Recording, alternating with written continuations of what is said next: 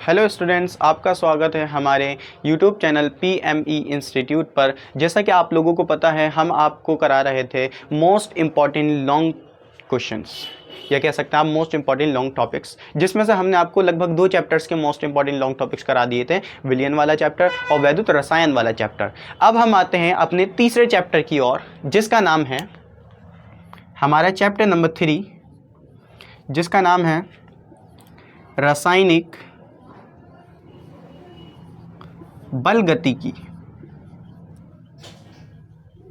और हम इस चैप्टर का सीखने वाले हैं मोस्ट इंपॉर्टेंट लॉन्ग क्वेश्चन, जो 2025 में, 2022 में, 2020 में और 2014 में पूछा गया था। ये क्वेश्चन अभिक्रिया की आणविकता, अणु संख्यता तथा कोटि में अंतर।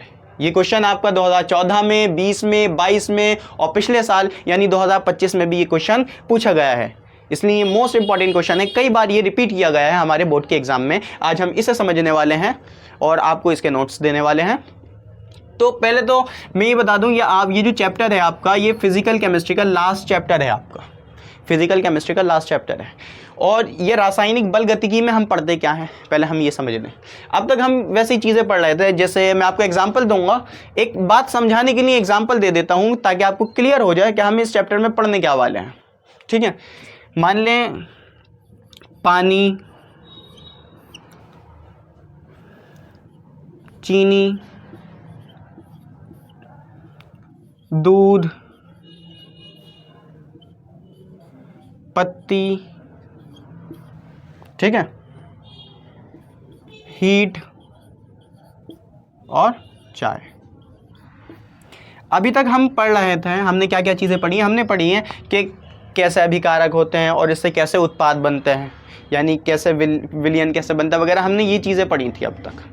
लेकिन इस चैप्टर में हम क्या पढ़ेंगे, हम पढ़ेंगे कि इन अभिकारकों के द्वारा जो उत्पाद बना है उसके बनने में कितना समय लगा है, कितने टाइम में बना है वो, यानी वो कितने वेग से बना है। फिजिक्स में वेग पढ़ा है आप लोगों ने, यानी जो उत्पाद बना है वो कितने वेग से बना है, ये चीज़ हम इस चैप्टर में पढ़ने वाले हैं, जिसका नाम है रासायनिक बल गतिकी। ठीक है, अब हम आते हैं अपने क्वेश्चन की ओर।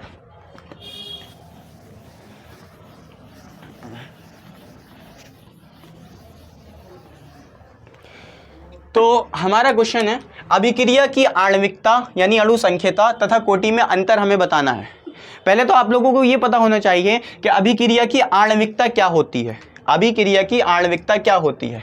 अगर आणविकता की बात करें, आणविकता या अणु संख्यता एक ही बात है।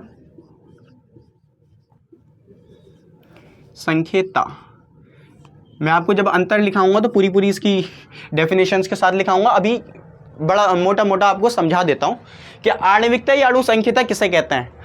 किसी अभिक्रिया में भाग लेने वाले अभिकारकों के अणुओं की जो संख्या होती है, क्या कहा, किसी अभिक्रिया में भाग लेने वाले अभिकारकों के अणुओं की जो संख्या होती है उसे हम क्या कहते हैं, आणविकता कहते हैं या अणु संख्यता कहते हैं। मैं आपको मिसाल देता हूं, मान लीजिए हमारी एक रिएक्शन हो रही है, यानी एक अभिक्रिया हो रही है।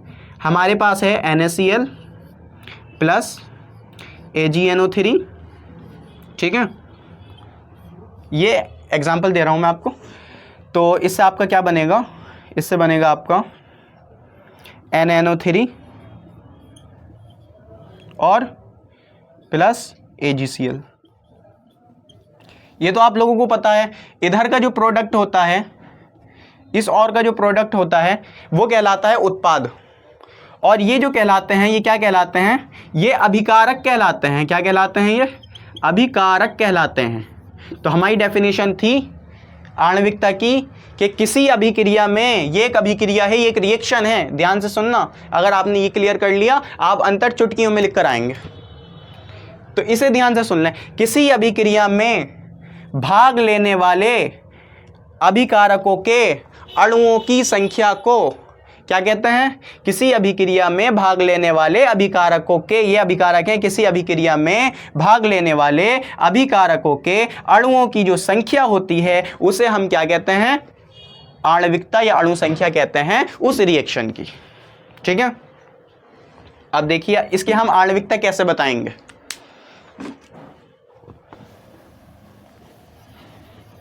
ये देख लियो, वीडियो तो बननी हुई है, देखते रहना। बताने का तरीका यह है, जैसे NaCl है और AgNO3 है हमारे पास, हमें अणुओं की संख्या गिननी है। बस आपको ऐसा याद रखना है कि एक अणु ये हो गया और दूसरा अणु ये हो गया, ये हो गए 2 अणु। तो यानी इसमें अणुओं की संख्या कितनी हो गई? 2। बात खत्म। अब ये तो हो गई हमारी आणविकता या अणु संख्यता। इसी तरह और भी एग्जांपल है, मैं भी आपको बहुत से एग्जांपल्स देके समझाने वाला हूं। तो अब हम कोटि की तरफ चलते हैं, कोटि क्या होती है, फिर दोनों को साथ में बहुत से एग्जांपल्स से बताऊंगा, तो आपको बिल्कुल क्लियर हो जाएगा कोटि में और अभिक्रिया में और आणविकता में। तो कोटि क्या होती है? देखिए कोटि जो होती है वो प्रयोगों द्वारा निकाली जाती है। कोटि का मान हम ऐसी सैद्धांतिक नहीं कह सकते, उसकी क्रियाविधि के द्वारा, यानी कि उसे डायरेक्टली हम किसी रिएक्शन को देख के ऐसे कह नहीं सकते हर रिएक्शन को कि इसकी कोटि इतनी होगी।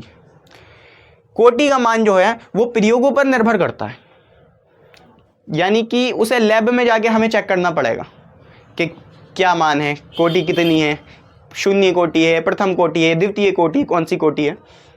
फिर भी एग्जाम्पल देता हूं। तो अणु संख्यता क्या थी हमारी? अणु संख्यता थी किसी अभिक्रिया में भाग लेने वाले अभिकारकों के अणुओं की संख्या, यानी आणविकता या अणु संख्यता। अब हम बात करते हैं अभिक्रिया की कोटि की। क्या अभिक्रिया की कोटि क्या होती है? अभिक्रिया की कोटि, ये तो हो गई आणविकता। अब आते हैं अभिक्रिया की कोटि की तरफ। अभिक्रिया की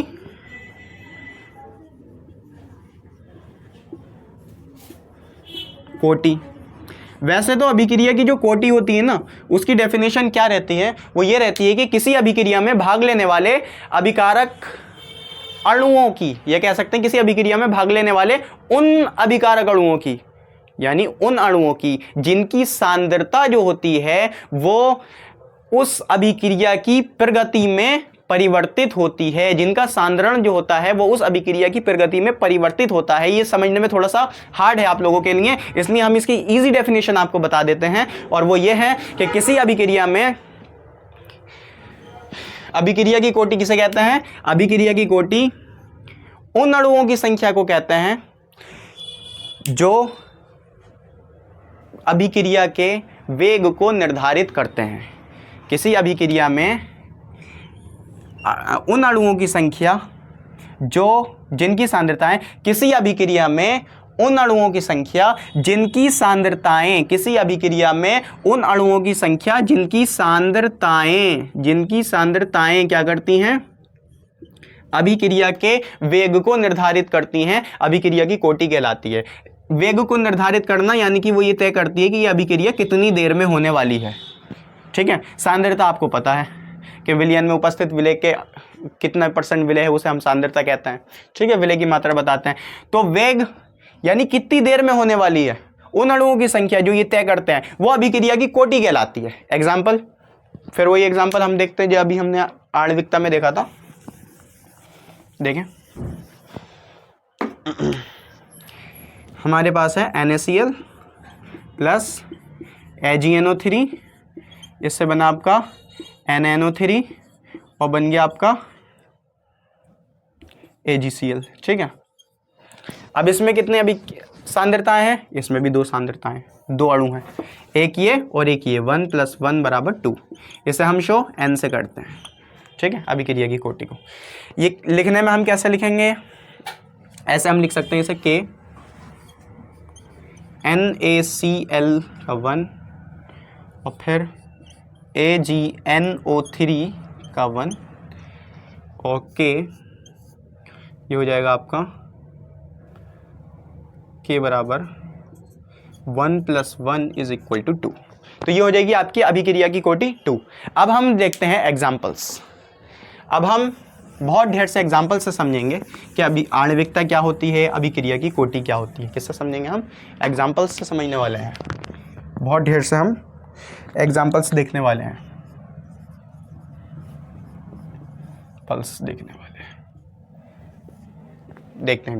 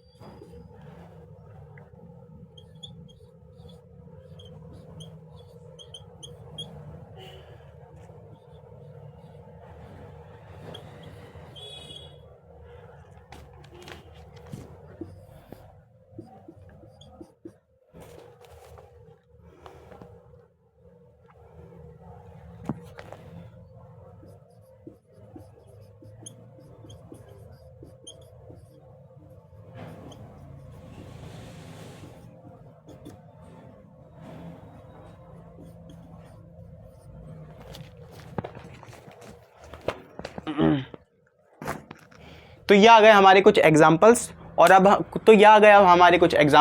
अब हम इन एग्जाम्पल्स के जरिए समझते हैं कि अभिक्रिया की कोटि कैसे निकालेंगे और अभिक्रिया की आणविकता कैसे निकालेंगे। एक तो वही एग्जाम्पल मैंने सेम रखा है जो आपको पहले समझाया था। हमने क्या करा था इसमें, अभिक्रिया की आणविकता एक अणु और दूसरा अणु, ठीक है। तो n बराबर 2 ही तो अणु है, एक NaCl का अणु, एक AgNO3 का अणु। तो m बराबर हो गई आपकी 2 नंबर ऑफ मॉलिक्यूल m यानी, ठीक है। हम अणु मीन्स होता है हमारा, मॉलिक्यूल को तो कहते हैं हम अणु, और मॉलिक्यूल को कहते हैं हम अणु, और एटम को हम कहते हैं परमाणु। और कई परमाणुओं से मिलकर 2 या 2 से अधिक परमाणु में से मिलकर अणु बनता है। तो हम यहाँ पे अणुओं की बात कर रहे हैं। तो अणुओं की संख्या क्या होती है, अणुओं की संख्या यहाँ से गिनी जाती है, याद रखना, यहाँ से एक अणु 2 अणु, ठीक है। अगर इसकी कोटि की बात करें तो कोटि भी 1 और 2 कैसे निकाली हमने, के NaCl 1 AgNO3 1, ठीक है। तो k बराबर हो जाएगा आपका 1 + 1, तो k बराबर हो जाएगा 2, ठीक है। अब इधर आते हैं, यहाँ पे अणुओं की संख्या कितनी है यानी आणविकता। तो देखें CH3COO C2H5, इसमें अणुओं की संख्या कितनी है यानी आणविकता कितनी है, 1 है। एक इसकी हो गई, ये पूरा एक अणु है, और एक H2O का अणु है, प्लस 1 बराबर 2 अणु हो गए। कितना ईजी है m। अब अगर हम बात करें अभिक्रिया की कोटि की, तो इसकी अभिक्रिया की कोटि हम कैसे निकालेंगे, तो उसके लिए हमने आपको एक फॉर्मूला बताया था, के CH3 ब्रैकेट में आप ले लें CH3COOC2H5 1, ठीक है। और H2O याद रखना, जब भी जल आएगा, क्योंकि जल, मान ली अगर ये चीज़ है, अगर हम ये ज़्यादा ले लें तो सांद्रता पर असर पड़ेगा, तो वेग पर असर पड़ेगा। लेकिन अगर हम जल जो है वो ज़्यादा ले लें, अधिक मात्रा में ले लें, तो उस पर असर नहीं पड़ने वाला है, जल तो जल ही रहेगा ना, जल पर असर नहीं पड़ेगा। इसलिए H2O को हम 0 मानते हैं अभिक्रिया की कोटि में। जब भी H2O आएगा आपको 0 मानना है। तो ये हो गया आपका 1 + 0 = 1। तो अभिक्रिया की कोटि क्या हो गई, 1, यानी n बराबर 1। क्लियर। नेक्स्ट देखिए, जैसे ये है N2 3H2, इसमें अणुओं की संख्या कितनी है, जल्दी से सोचिए, कितनी अणुओं की संख्या, N2 3H2 कितनी है अणुओं की संख्या, 3 अणु H के।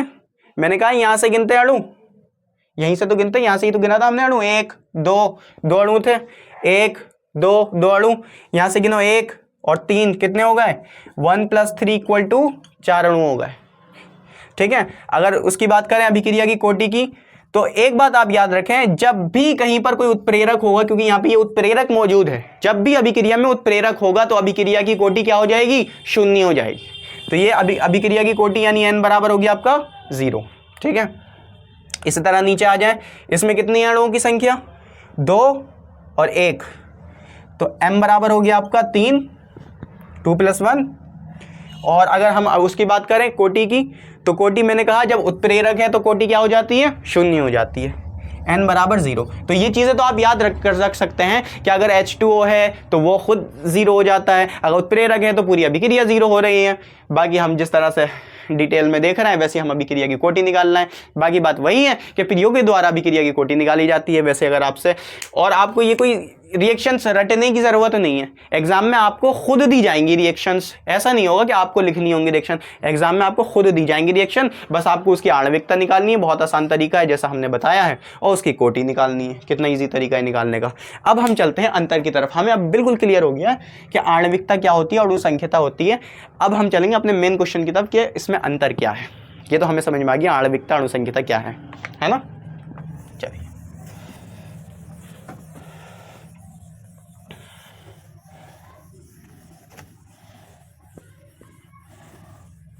अंतर,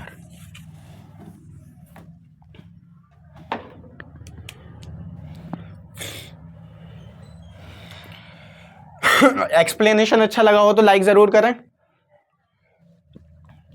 देखते हैं हम अंतर, क्या अंतर है अभिक्रिया की आणविकता तथा किसमें, कोटि में। आणविकता को हम क्या कह सकते हैं, अणु संख्या कह सकते हैं, इधर आप लिख दो अभिक्रिया रिएक्शन, अभिक्रिया की कोटि, ठीक है, अभिक्रिया की आणविकता। अब देखें क्या है, क्या हो गया, अभिक्रिया तो सही करके लिख दो यार कम से कम, दोबारा करो इसको, दोबारा लिखो और डार्क लिखो थोड़ा। और इस बात सुनो, बाहर वो बैठे हैं भिगोने के लिए। क्या करवाने के लिए? भिगोने के लिए। क्या भिगोने के लिए? चूना। तो कितने मिनट की लग रही है? बस जरा सी लगी। आणविकता लाइन तो खींचो, अब लाइन बात को खींचोगे। अभिक्रिया की आणविकता, और इसे कहते हैं हम अभिक्रिया की कोटि, ठीक है। क्या होती है अभिक्रिया की आणविकता और अभिक्रिया की कोटि, ठीक है। देखें अभिक्रिया की आणविकता किसे कहते हैं, हमने पढ़ा था, किसी अभिक्रिया में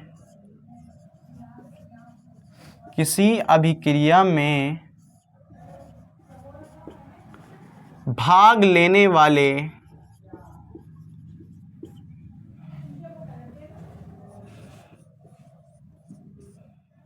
अभिकारक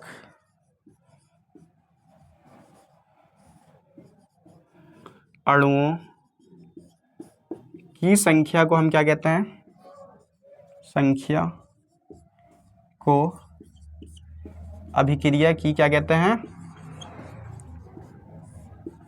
अणु संख्यता या आणविकता कहते हैं, ठीक है। अभिक्रिया की कोटि किसे कहते हैं, किसी रासायनिक अभिक्रिया में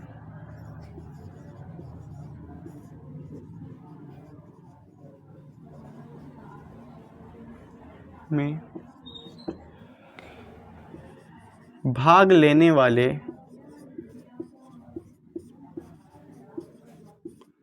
उन अभिकारक अणुओं की संख्या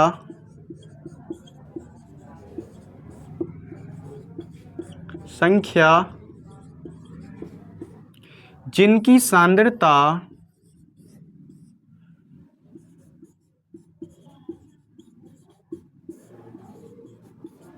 अभिक्रिया की प्रगति या अभिक्रिया के, सिर्फ अभिक्रिया के फलस्वरूप भी हम लिख सकते हैं, परिवर्तित होती है, क्या कहलाती हैं, अभिक्रिया की, लॉन्ग क्वेश्चन है ये आपका, कोटि कहलाती है।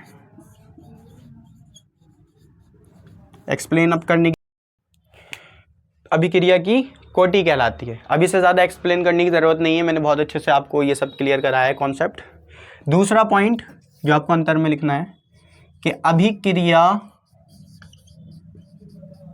की आणविकता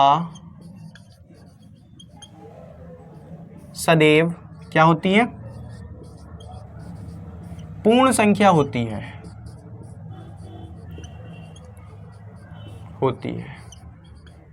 यानी एक पूरी की पूरी संख्या होगी, भिन्नों में नहीं होगी, 1/2, 2/3 ऐसे अणु नहीं होंगे, अणु जो होंगे 1, 2, 3, 0 वगैरह ऐसे होंगे, ठीक है। दूसरी चीज अगर हम इसकी बात करें तो अभिक्रिया की कोटि इसमें तो हो सकती है पूर्ण संख्याओं में, इधर लिख लें, भिन्नात्मक भी हो सकती है, जबकि अभिक्रिया की जो कोटि होती है वो भिन्नात्मक भी हो सकती है, 3/2, 1/2, 0.5, 3.2 इस तरह से अभिक्रिया की कोटि हो सकती है। तीसरा पॉइंट क्या है हमारा,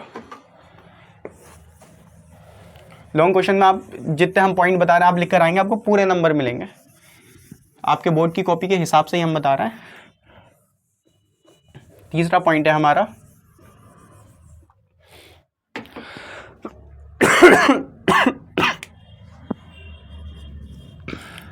कि अभिक्रिया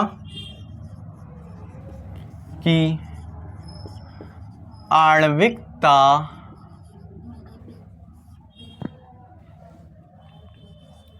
कभी भी क्या नहीं हो सकती है, शून्य नहीं हो सकती है, नहीं हो सकती है। यानी कभी भी अभिक्रिया की आणविकता शून्य नहीं हो सकती। जब वो शून्य हो जाएगी तो अभिक्रिया होगी कहाँ, जब अणुओं की संख्या ही नहीं है तो। लेकिन अभिक्रिया की जो कोटि होती है उसके लिए थर्ड पॉइंट है कि अभिक्रिया की कोटि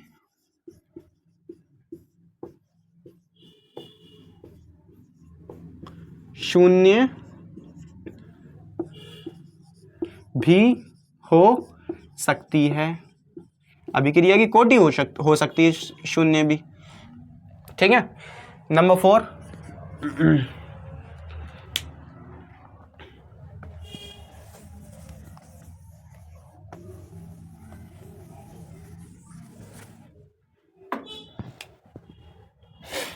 किसी अभिक्रिया के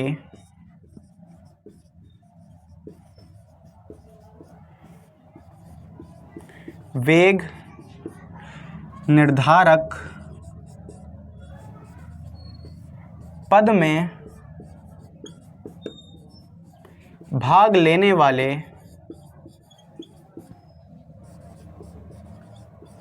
अभिकारक अणुओं की संख्या क्या कहलाती है, अभिक्रिया की आणविकता कहलाती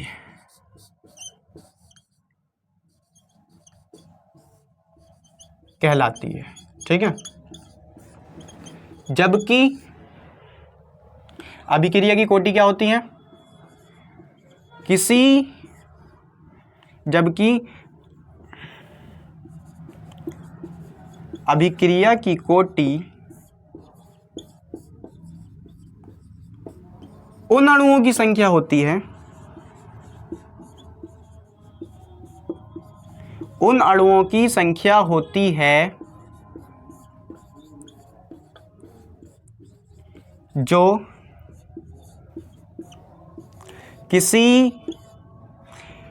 उन अणुओं की संख्या होती है जिनकी सांद्रताएं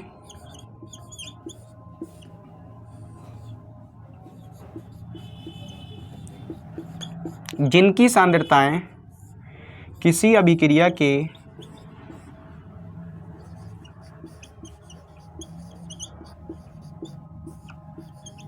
वेग को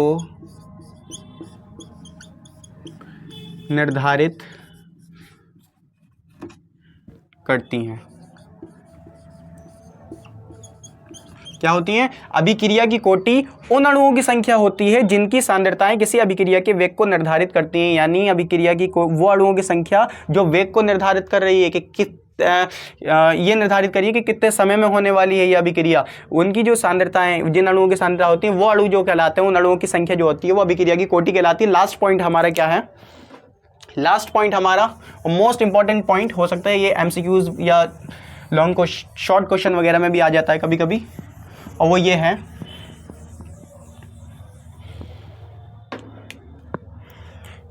पांच,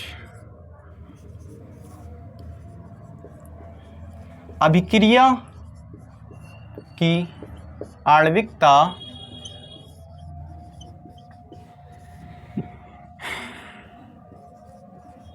उसकी क्रियाविधि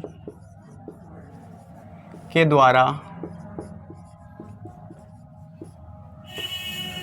ज्ञात की जा सकती है। तभी तो हमने डायरेक्टली देखते ही बता दिया था आपको ये अभिक्रिया कैसी है। अभी बताया था कि ये इसमें अणुओं की संख्या कैसी है। और इसकी अगर 5 पॉइंट लें, अभिक्रिया की कोटि